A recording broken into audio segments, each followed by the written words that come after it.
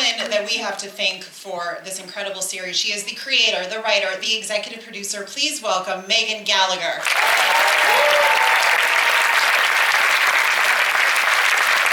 Now, there is one person that you probably have noted. Well, there's two people. Jake Lacey is filming right now, so sadly he couldn't join us. But of course, we would have loved to have had Sarah Snook here in person, but the good news is that she is joining us virtually from Australia. Please welcome executive producer and star, Sarah Snook.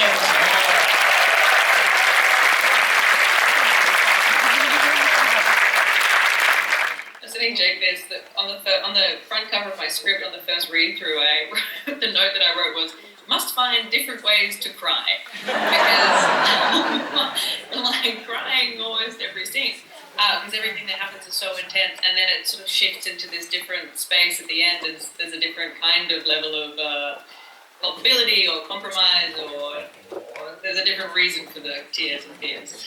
I think, yeah, maybe that was what drew me to the role in the first place, is being a parent myself and understanding what those kinds of, like the keenness of what it would be to lose a child, but then able to sort of explore those depths in a way that I hadn't yet had an opportunity to with other work.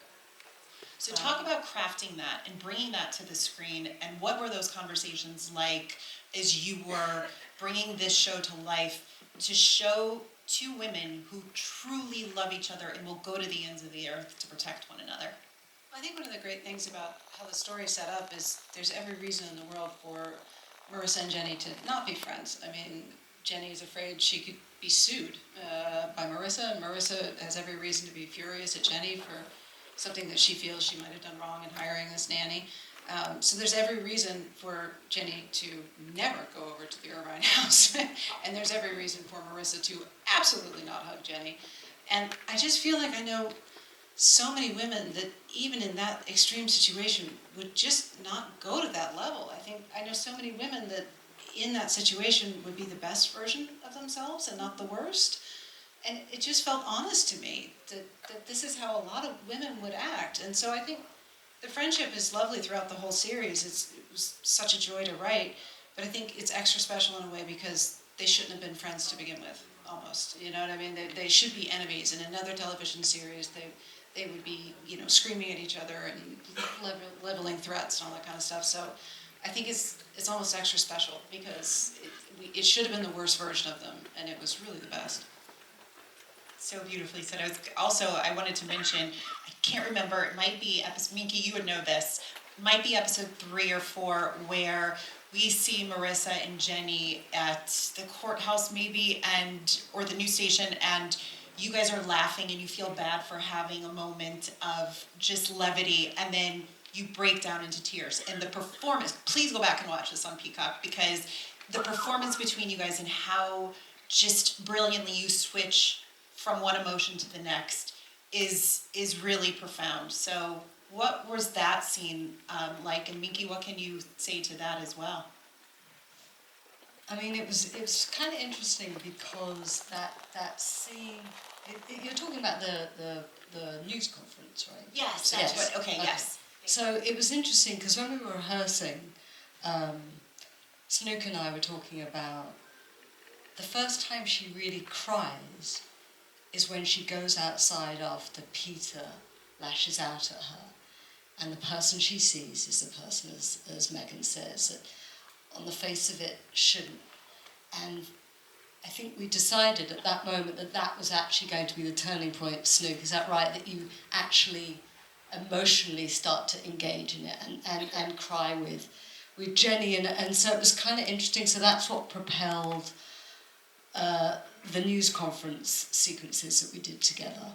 And I think it was really interesting because I think Jenny is a people pleaser. And I think Marissa hates not being in control. And so there was this wonderful moment where the roles were reversed when she storms outside and she's almost retching, and Jenny just seizes the moment and says, I'm taking control now, this is what you're going to do. And it was a turning point for Jenny as well, which ultimately is where she goes to with Richie. So it was a really interesting, pivotal moment early on in the series, but actually is the engine that takes Jenny in the direction she needs to go with Richie. It's kind of like an echo of the first time they meet in terms of balancing of their energies. Where we first meet them, it's Marissa who's caring for Jenny in that moment and sort of hosting the moment. Whereas then then when we get to the post news conference, it's Jenny stepping up into that role, which I think reflects sometimes the best kinds of friendships that you see, the people who are able to quite naturally balance and equalize each other, and who have the emotional intelligence to read the room like that. Which I think it's a great setup then for a friendship that is so grounding and foundational for them. Yeah, and I think Jenny is a people pleaser, but in the best version of that term, you know, not in the kind of like trying to get something from someone or tell someone what they want to hear. I think she genuinely wants to be a version of herself that is what that person needs. And and I think that, like Megan was saying, showing up at her house when so many people would tell you not to, like, don't admit guilt, don't admit that it was your fault, don't say sorry, that means that you did something wrong, you know, it's like that seems to be the narrative in fender benders and things, you know, it's like all kinds, all you just don't want to admit that you're wrong. And so I think that's another big reason why Sarah's character really feels comfortable to lean on Jenny, because that was a kind of big act of humility to show up there. And I think it shows what kind of person she actually is. And, it was authentic and not a performance. Yeah, absolutely. Minky, you directed this first episode as well as the next 3. How did you set the tone for this series with so many twists and turns? And again, these heartfelt moments and these big conversations, like this just seems like Mount Everest to climb. How did you do that in the best soundbite that you can give us? Well, I had the best team.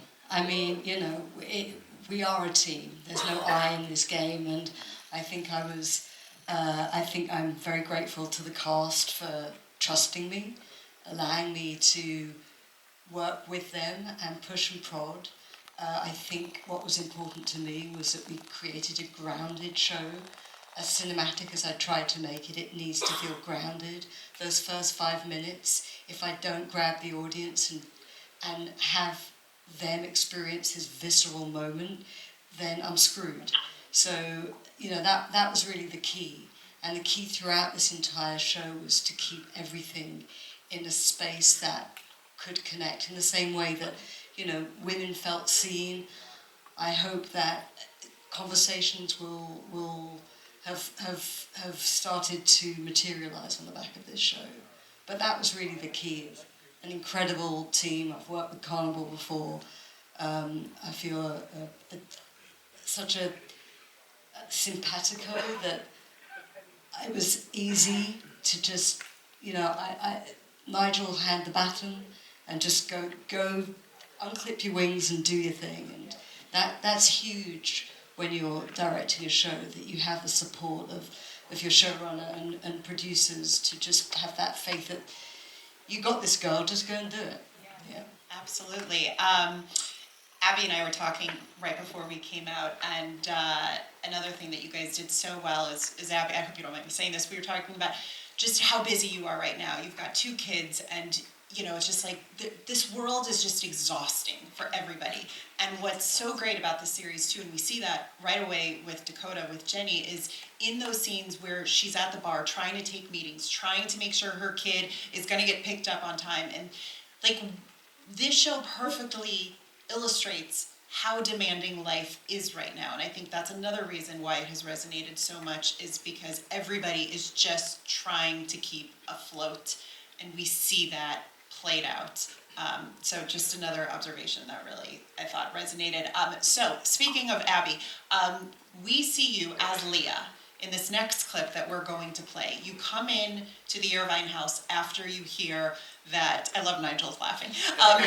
You come into the Irvine house wanting to know what is going on with Milo. Jay, you are there as Colin, as is Marissa's business partner. Jake is there as well. Also, Daniel Monks, who plays Brian, the brother. So let's watch this clip and then talk about this scene, because Leah just comes in blazing and has some things to say. Yeah, I mean, I think that's kind of what drew me to the role was that, you know, she's so multidimensional and but also like very impulsive. I had never played a character that really just jumped from like 0 to 60 like that. But she also has this like deeply sensitive, empathetic core that, you know, she has just sort of had to just like push down because she, you know, her whole life she thought she did this horrible thing and she kind of believed that she was terrible, and so she like built these walls and put up all these like defenses, and that's a part of like her impulsivity, and she's also a drug addict and now is sober, and so, you know, this is just such a rich character that Megan created, and you know, to be able to embody her was just like so cool and different for me. It's so fun. I mean, there's so many scenes we could play of Leah just coming in and even after, I think, the news conference too. Like, Yes. That was just, again, go watch it all on Peacock. It's so fun. Jay, you know, Colin is Marissa's business partner. We don't learn a lot about him until later on as the episodes go. So what was that like for you to really approach that evolution of this character who, you know, it's like peeling back the onion like one layer at a time through every episode. What was that like for you? Yeah, I mean, first of all, I'll say thank you to Megan for writing a platonic relationship. Because I think on a different show there would have been another twist. And we did not have that. And so I remember talking to Minky early on, and like when she pitched that, I was like, that was, I think, before I had read all the scripts actually, and I was like, that makes me very happy. But I think secrets are fun. They're like really, really fun to have and to hide from people. I think in this work, like when you have to look a character in the, life is a different story. But when you have to look a character in the eye and know that you could be responsible for, well, that happens later, but like, you know, the secrets that he's hiding in the front are he's got a debt that he needs to pay. He and Leah are in a relationship that no one in the room knows about. And I think Megan did this beautiful, beautiful thing. There's a couple of times where we have this where there are like 6 of us in a house for an hour. And it's like a chamber play. And so at every time, you know, you look at somebody, you don't know if they're like, was it him? What's he hiding? What's going on in there? Did they figure me out? You have no idea what's going on, at least for Colin anyway, and I think that was so fun to play. And then this cast, every single day, like, just brought it, like it was a different level. Like, every single scene was absolutely amazing to just get in and play with everybody. I'm so glad you said that because Nigel and Chris, I want to talk about how you assembled this incredible cast and also the creative team behind it, because it is like this beautiful orchestra in every scene that plays out. So what was it like getting everybody together and seeing it come to form in such a beautiful way? Yeah, hire really good people and it makes life really easy. Is the thing, you know, I'd worked with Megan before. I was specifically looking for something to work with Megan again. We'd had a great time. I'm obsessed with her. She's brilliant. Minky we'd worked with Chris before. So, yeah, you know, so first of all, you're hiring really great people that you really trust, that you have a relationship and a shorthand. And then, you know, we were blessed, really, with our cast. It's very rare that you get the cast you want, that they want to do it, that they're available to do it. And, you know, that's testament to Sarah as well coming on board. I think everyone just sees how talented she is and wants to work with her, and came on as an executive producer as well. And bless her, at the time, was doing 8 performances a week in London. We were thrust in a script under her nose to try and find this window to shoot it. And we had great with the casting as well. We had great help. We had David and Matt, our casting directors, who were brilliant at putting an ensemble together. And you're It's a here real today, art. by the way. I think, yes? We've got Stephen and Brad Stephen, as well, yes. who work do the casting over at the studio with us as well. And so between, you know, and it is a real art form, I think, to put an ensemble together. Thank you very much. Chris, what drew you to the story? What about it resonated with you so much that you were passionate about bringing it to life? Well, there's so many domestic thrillers out there now. You can turn on the television and at any time of day and find something that fits that description. But when I read the book and then read what Megan did right off the bat with the pilot script, she created something that has the thriller engine, which you need, this delicious thriller engine, but it really is a study in human behavior and human nature. And as everybody talked about, relationships and friendships. And really the perspective, like once you see one person's perspective, you have one idea. And then it shifts in this Rashomon-like way to someone else's perspective, and you see something totally different. So, by the end of this, you're wondering why it's not called All His Fault. But, so for me, the material was fantastic and so much more than you think it's going to be. I was blessed. I would sell let's be real, I would sell my soul to work with these people again. Carnival Pictures is beyond supportive and makes incredible material over and over and over again. This cast, there's nothing like it. Minky, Megan. So it was, for me, I was in Australia for a year. I was sort of the eyes and ears on the ground, and it was a blessing. So. I love that. That's so great to hear. Okay, in this next clip, we are going to meet my favorite detective and father, played by Michael Pena as Detective Alcaraz. Oh boy.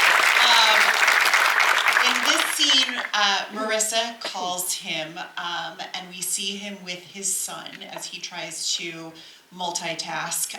So let's watch this amazing clip, and then I can't wait to dig into it with both of you.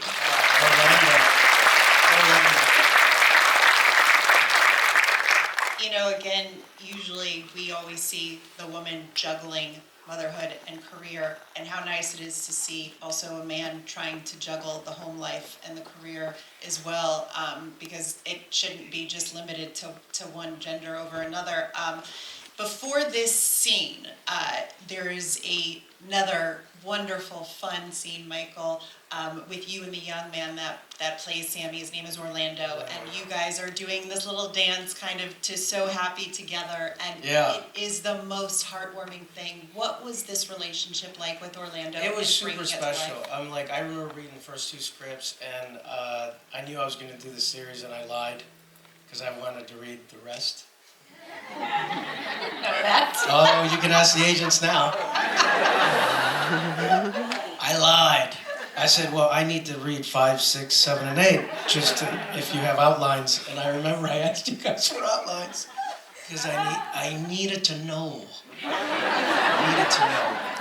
And then I did. Wait, what did you guys think when he asked for outlines? Were you like, geez, just... They didn't know.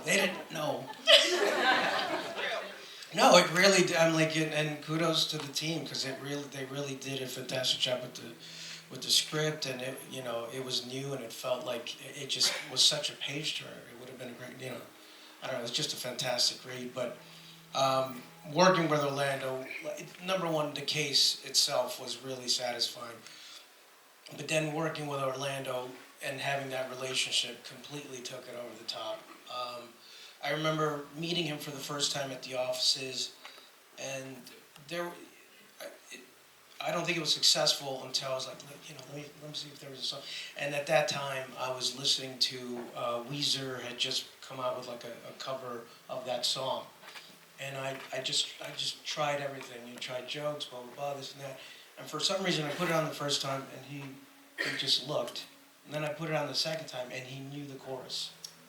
And we recorded. I was with Minky, and I said, "This is crazy, but do you think they would put it in the show?" And she's like, "Let me work on it." Yeah. And I don't know who pulled the strings, but thank you so much because it's one of the prouder and most satisfying parts that I've ever done. He's underselling himself in terms of the amount of off-camera work that Pena did. We went to see his family for National Chilean Day, but Michael went over and above to build up this incredible relationship so that Orlando would feel safe on set. And they're still in touch. You were filming on the Gold Coast. You went to see all. I went to go visit him. Like, yeah, it was a cool celebration to have with him. And at school now he sings and he's the big dog. So happy together. I was like, and it's hard not to cry when they're sending you these pictures. I'm like, it's just so cool. I don't know. I still talk to him and his family. It's just my buddy. It's one of the best roles in the relationship on screen. Megan, in the book, Detective Alcaraz is not part of the book. He doesn't exist. So tell me about why you wanted to have this character there, and this relationship especially, I know, was personal for you. So I'd love if you could talk about some of that, and thank you again for bringing this to life on screen. Oh, of course. I have a son. He's turning 15 soon, with pretty severe cognitive disabilities, and I've never written about him or really included that in what I've done before. But there's an element, and I don't want to ruin anything for people who haven't seen the series, but there's all the way in episode 8, there's something in the plot that has to do with a slight neurological condition. So as a writer, that's where you're going, that's going to come into play at some point. And with genre writing, you're always trying to lay the breadcrumbs, or how am I going to get there in the best way? And if I knew I was going to get to a place where neurological conditions mattered, it made me wonder if this was the time that maybe I should write about my son, who has quite a lot of neurological conditions. And within the context of the show, which is all about parenting and all that kind of stuff, and the load of parenting and working and all that kind of stuff, it just felt like the perfect opportunity to create a wonderful dad character. Like this dad who arguably has the hardest job of any of the characters that we meet in terms of the difficulties of raising a special needs child, and he's just handling it beautifully. So it was very personal for me, and a bit of an ode to my husband, who's a wonderful father, and really takes on a huge amount at home. And it sounds corny, and Michael's heard me say this a million times, but it is true. I wrote the part.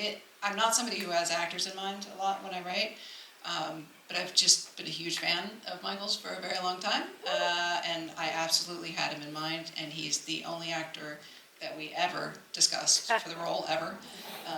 The first, of course, and only we approached. He said yes. I'm so grateful for that stuff.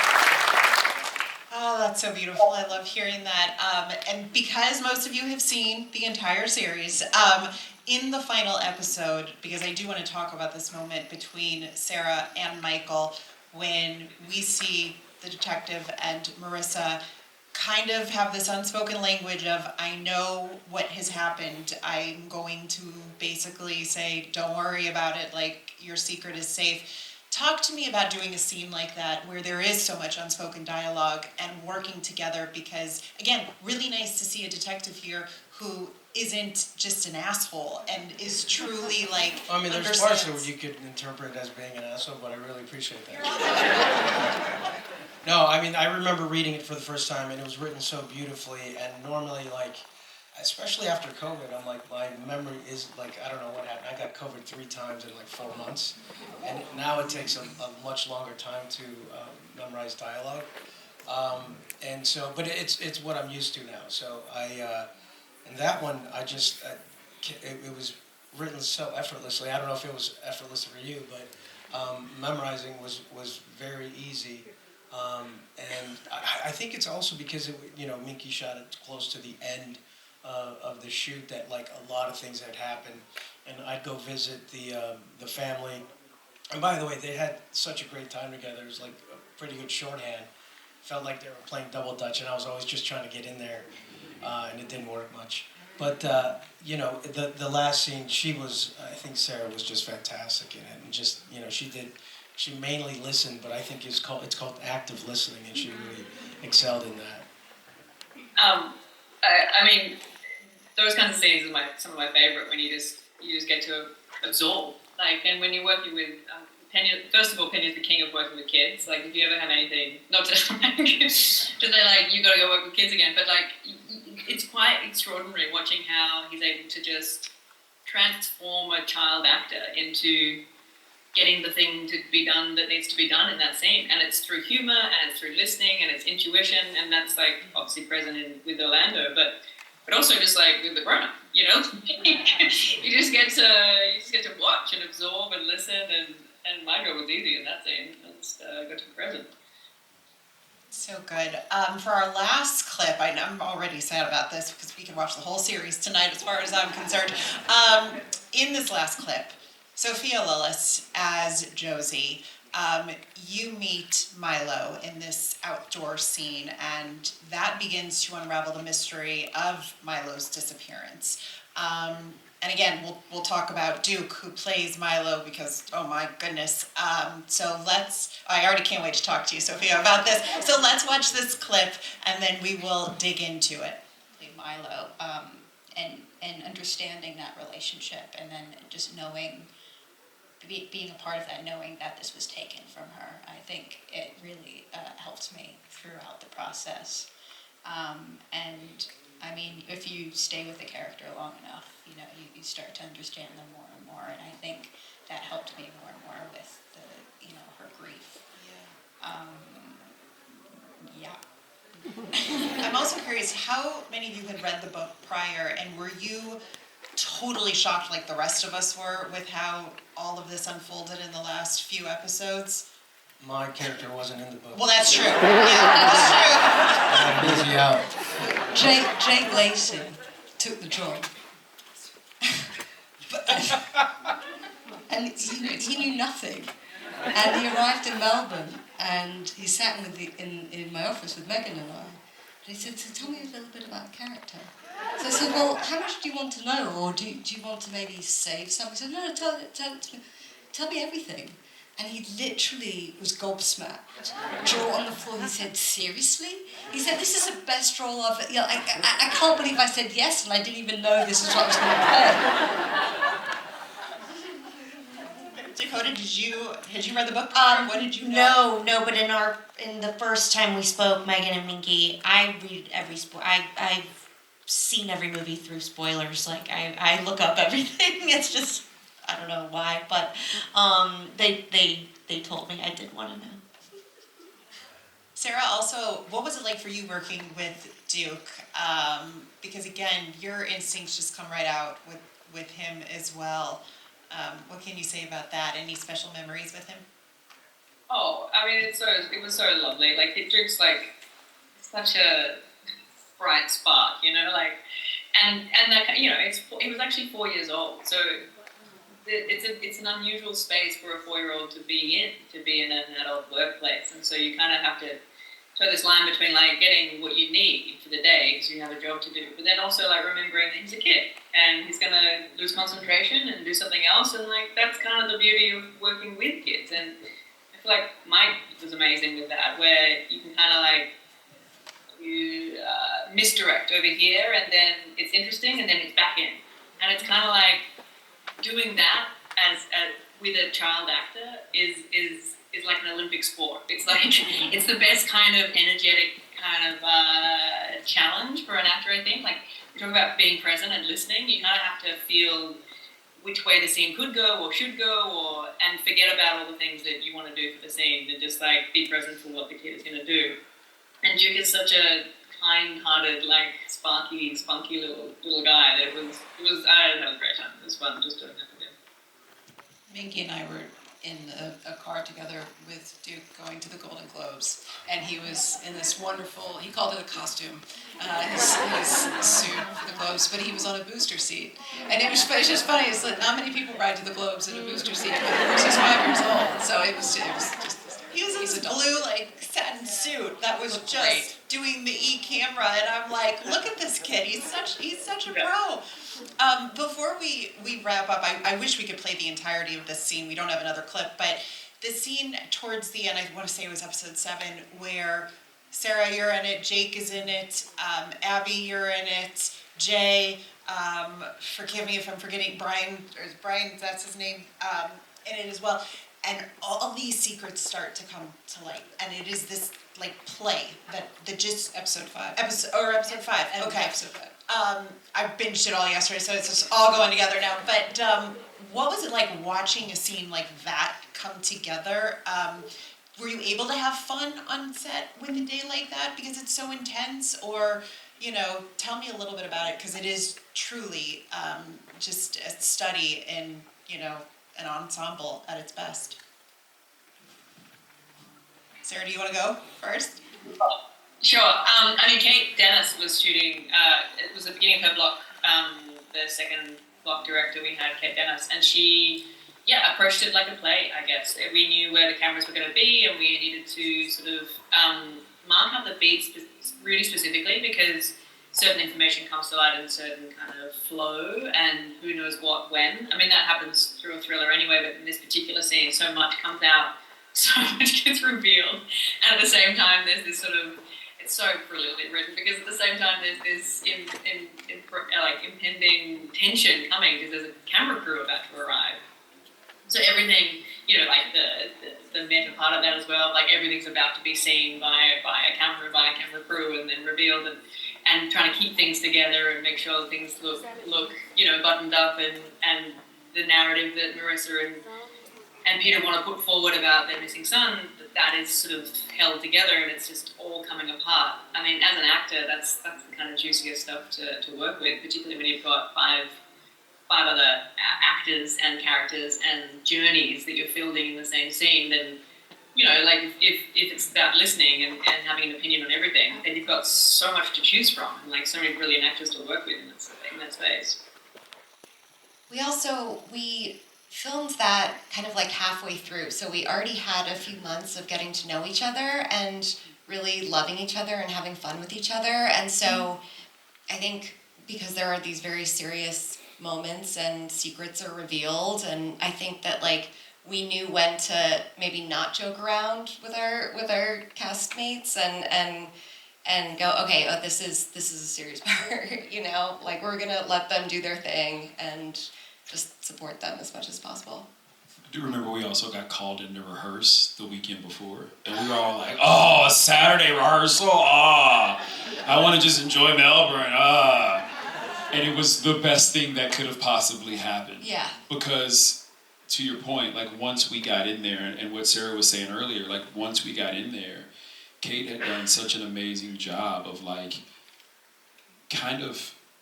explaining what she saw in her head, but then also going, okay, now do what you're gonna do. And this is where I'll put the camera, this is where I'll put the camera. And so by the time we got in on Monday, we just flowed through it in a really, I would hate to say effortless, because that's not true. There was a lot of work in it, but it made very tough work. And days that typically are really hard and really long, when you have that many people speaking in scenes and that much dialogue, it made it very comfortable. Yeah, I was on set, just to say, of this incredible cast. I was on set when they were filming the end of episode 5, which was either 14 or 17 pages, I can't quite remember, that needed to be shot in a day. And it was a 5-hander. And there was a stunt, I remember that day. It was a Friday. I think it was the 5th day of Kate's block. So she was still fresh as director on the series. And I remember that there was this energy amongst the cast. I just stood back behind the camera and hid. But there was this energy of just everybody knew this was a huge day, and everybody had to come to play, and they so did. And it was just such a pleasure to watch. But it was an incredible job. If anybody here works in production, to accomplish that many pages, a 5-hander in one day is an incredible feat, and it's some of my favorite material of the whole season. And kind of kudos to Megan as well for writing it. As if writing a thriller isn't hard enough, she then kind of pitched, oh, I'd really love to do one episode all set in the house, like a chamber piece, and you go for it, girl. So. Chris and Nigel, yes, give all the applause. Last thing, Chris and Nigel, I know you said you'd work with these people all over again. I'm just putting it out there. I would love to see Dakota and Sarah in a new series after this about their friendship going forward, and then also Michael and Orlando. I would watch that series too, because you guys left us with just so many lasting impressions of what just an amazing ensemble you are, an amazing show, and when you want to stay with the characters, I think that's the best success that you can get. So thank you so much for all the incredible work. Don't forget, all the episodes are on Peacock right now, streaming. Watch it again. And then there's going to be a reception. If you don't mind, we're going to let the cast walk out first, and then everybody will